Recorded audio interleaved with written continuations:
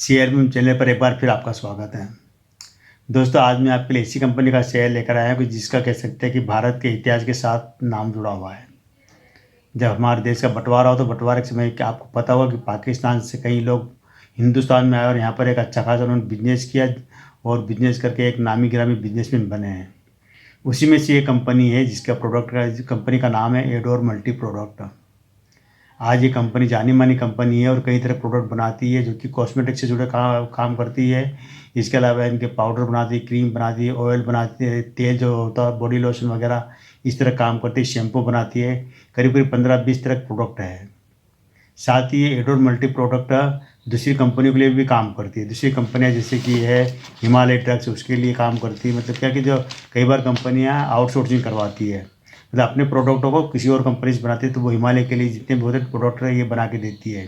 इसके अलावा देखिए तो विप्रो के लिए, विप्रो को जो भी मार्केट में आता है शैम्पू है, किसी का मतलब क्रीम वगैरह ये बना के देती है कंपनी। इसके अलावा इनकी देखे जाए तो जो टीटीके के जो प्रोडक्ट आती है वो कंपनी बनाती है और आर्गस एक करके वो कब बनाती कंपनी। कह सकते हैं कि ये जो एडोर मल्टी प्रोडक्ट है एक जानी मानी कंपनी है और इसका अगर आपने शेयर ले रखा है तो आप इस वीडियो को पूरा देखना। शेयर बहुत सस्ता है, मात्र 40 रुपये का शेयर है। पहले मैं इसका डेटा बता देता हूँ, फिर आगे की पूरी कहानी की कंपनी कहाँ से और किस तरह से भारत के इतिहास से इसका जुड़ा हुआ नाम है। तो करंट प्राइस इसकी 38 रुपये 50 पैसे की है। मार्केट के बहुत छोटा, मात्र 17 या 18 करोड़ का आसपास मार्केट के, ज़्यादा नहीं है। और इसका एक साल का हाई देखेंगे तो वो 45 रुपये 90 पैसे का रहा है और लो देखेंगे तो वो करीब 29 रुपये 80 पैसे का। अगर हम इसका पूरे लाइफ टाइम का हाई लो देखेंगे, जब से कंपनी शेयर मार्केट में लिस्ट हुई, इसकी स्थापना हुई थी 1986 में। लेकिन ये पूरा ग्रुप एडोर ग्रुप है, करीब करीब 1908 से काम कर रहा है। जब हमारा देश ना आज़ाद हुआ तो नहीं बंटवारा हुआ था। तो इनका कराची से भी लिंक है, वो मैं आगे बताऊंगा आपको इसके अंदर। तो इसका एक साल का हाई रहा है 100, लाइफ टाइम का हाई रहा है 155 रुपये का और लो रहा है 1 रुपये 25 पैसे का। इसकी फेस वैल्यू अभी 10 रुपये है, अभी शेयर स्प्लिट नहीं हुआ है। बुक वैल्यू इसकी है 23 रुपये 60 पैसे बुक वैल्यू है। यानी कह सकते हैं आपको बुक वैल्यू से थोड़ा सा महंगा मिल रहा है, ज़्यादा महंगा नहीं है। पर इसका ROC माइनस में चल रहा है अभी 36.6 का ROC जो बेकार है। ROE भी इसका -26.7 का, ये भी बेकार है, अच्छा नहीं है। जो चीज़ अच्छी नहीं है मैं अच्छी खराब बताऊँगा, जो अच्छी होगी अच्छी बताऊँगी, जरूर ध्यान रखना। कंपनी एक तरह से डेप्ट फ्री कंपनी का कोई कर्जा देना बाकी नहीं है, ये बहुत अच्छी बात है। सेल्स में इनकी 5 साल में करीब 1-1.5% की गिरावट आई है। प्रमोटर होल्डिंग भी कम है, करीब 38.6% प्रमोटर होल्डिंग है। पर अच्छी बात यह है कि एक भी शेयर इनका गिरवी रखा हुआ नहीं है। यहाँ पर क्या पब्लिक की होल्डिंग बहुत ज़्यादा है, करीब 61.43%, 61.5% होल्डिंग पब्लिक के पास है। DIS की होल्डिंग नाम मात्र की होल्डिंग है जो कि न के बराबर है, FIS की होल्डिंग इसमें है ही नहीं। अब हम देखते हैं इसके अंदर तो रेवेन्यू बात करते हैं। हम क्वार्टरली रेवेन्यू देखेंगे तो सितंबर 2023, दिसंबर 2023, मार्च 2024 और जून 2024। तो सितंबर 2023 इनका रेवेन्यू आया था 1 करोड़ 49 लाख का रेवेन्यू आया था। खर्चा हुआ 2 करोड़ 16 लाख का और घाटा हुआ था इनको 9 करोड़ 44 लाख का। ज़बरदस्त घाटा सितंबर 2023 में ज़बरदस्त घाटा हुआ। दिसंबर 2023 में 1 करोड़ 16 लाख रुपए का रेवेन्यू आया, 1 करोड़ 61 लाख रुपए खर्चा हुआ और घाटा हुआ था इनको 14 लाख रुपए का। यहाँ घाटा जरूर कम है। मार्च 2024 में मात्र 82 लाख का रेवेन्यू आया था, खर्चा हो गया था 1 करोड़ 96 लाख का, लेकिन प्रॉफिट इनको 1 करोड़ 98 लाख का प्रॉफिट हुआ है। कम रेवेन्यू कम लेकिन प्रॉफिट ज़्यादा है। ये हो सकता है कि कुछ इन्होंने बेचा होगा, कुछ चीज़ें उससे आया होगा पैसा। जून 2024 में इनको 67 करोड़ का रेवेन्यू आया है, 67 लाख का, मात्र 67 लाख का, 1 करोड़ भी नहीं।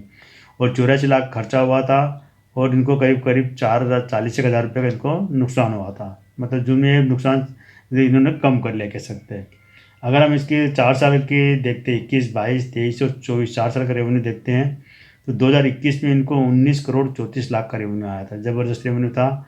लेकिन खर्चा 20 करोड़ 42 लाख का और मुनाफा हुआ था इनको 1 करोड़ 50 लाख, 1.5 करोड़ का मुनाफा हुआ था। और 2021 में 2022 में इनको 19 करोड़ 44 लाख का रेवेन्यू आया था, खर्चा हो गया 19 करोड़ 81 लाख का और घाटा हुआ था 6 करोड़ 93 लाख। 2022 में ज़बरदस्त घाटा गया इनको 6 करोड़ 93 लाख का, क्या हुआ था ये पता नहीं है।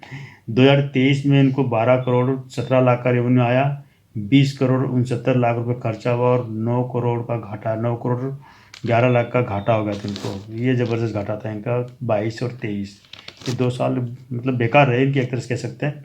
और 2024 में इनको 6 करोड़ 73 लाख का रेवेन्यू आया, 10 करोड़ 17 लाख रुपए खर्चा हो गया और 4 करोड़ 2 लाख का घाटा। कंपनी लगातार 22, 23, 24 में उसने घाटा ही दर्ज किया, प्रॉफिट किसी भी उसमें नहीं है, ये जरूर ध्यान रखना। कंपनी अपने निवेशकों को अभी तक डिविडेंड दिया है और एक बार राइट इश्यू लाए थे। कंपनी ने बोनस, आज तक बोनस नहीं दिया अपने निवेशकों को, और शेयर स्प्लिट भी नहीं हुआ, ये जरूर ध्यान रखना है। ये मालिक के पास अपनी कंपनी को चलाने के लिए कितना फंड है और कितना इनके पास रिजर्व है। तो इनके पास 3 करोड़ 76 लाख का ये शेयर पूंजी है और रिजर्व इनके पास 1 करोड़ 74 लाख का है। उधारी देना है मात्र 59 लाख की उधारी देना, जो कि कंपनी कभी भी चुका सकती है। अन्य देनदारियाँ 2 करोड़ 65 लाख की है। टोटल देखे जाए तो 8 करोड़ 74 लाख बैठता है और इनके पास अचल संपत्ति के रूप में 2 करोड़ 20 लाख रुपए का अचल संपत्ति है। अगर हम इसकी 5 साल की हम देखेंगे जो कि ग्रोथ किस तरह की है, तो शेयर से ग्रोथ -2% की रही है, प्रॉफिट ग्रोथ 0% की 5 साल में, और इसके अंदर CAGR है -5% का, लाभांश है -36% का। यानी कि कह सकते हो शैम्पू कंडीशनर कई तरह के काम करती है। इनके जो मालिक है दीप आशदा लालवानी है, पिंकी शर्मा, संदीप आहूजा, सुनील चावला और तान्या हलीन अडवाणी, करीब 4-5 लोग इसके डायरेक्टर ग्रुप में हैं। ये कंपनी के खुद के नाम से प्रोडक्ट है और दूसरी कंपनियों के लिए काम करती है, जो बड़ी बड़ी ब्रांड है, हिमालय के ब्रांड है, इनके ब्रांड है। अब हम आ जाते हैं इस कंपनी की कहानी पर। कहानी क्या है, तो क्या है कि ये जो 5 परिवारों का समूह था, JB आडवाणी समूह, तो ये क्या करते थे कि जो कराची एक जगह है, जब मतलब पाकिस्तान में आजकल तो कराची में इनका मतलब बिजनेस चला करता था, जो कि एक छोटी एक फाइनेंस स्मॉल ट्रेडिंग कंपनी के रूप में ये काम शुरू किया था इन्होंने कराची में, जो कि 1908 के आसपास की बात है। इन्वेस्टमेंट करना चाहते हैं तो बहुत छोटी क्वांटिटी में इन्वेस्टमेंट कर सकते हैं। फ्यूचर इसका आपको हो सकता है कि आने वाले समय में अच्छा रिटर्न आपको दे सकता है, क्योंकि जो ये कॉस्मेटिक से इनसे जुड़ा इनके प्रोडक्ट है, तो इसकी मार्केट हमेशा बना रहता है और कभी कभी मार्केट आता भी है। हालांकि अपने मार्केट में इस तरह की कई कंपनियां हैं जो अच्छे प्रोडक्ट बनाती है, और ये कंपनी एक कह सकती है कि उनके लिए भी काम करती है। जो अच्छे प्रोडक्ट बनाती कंपनी है ना, उनके लिए काम करती है, खुद के लिए भी करती है। तो भविष्य तो उज्ज्वल है इसका। निवेश करने की सलाह मेरी नहीं है इसके अंदर। अगर आपने ले रखा है तो होल्ड करिए, अगर आप प्रॉफिट में तो प्रॉफिट बुक कर सकते हैं। खरीदना बेचना टोटल आपकी मर्जी रहेगी, मेरी तरफ से कोई फोर्स नहीं है। तो आज इतना दोस्तों, कल फिर हम आपको फिर मिलेंगे एक नई कंपनी के साथ, नई जानकारी के साथ। तब तक इस चैनल पर बने रहिए, शेयर कीजिए, सब्सक्राइब कीजिए। आज केवल इतना ही।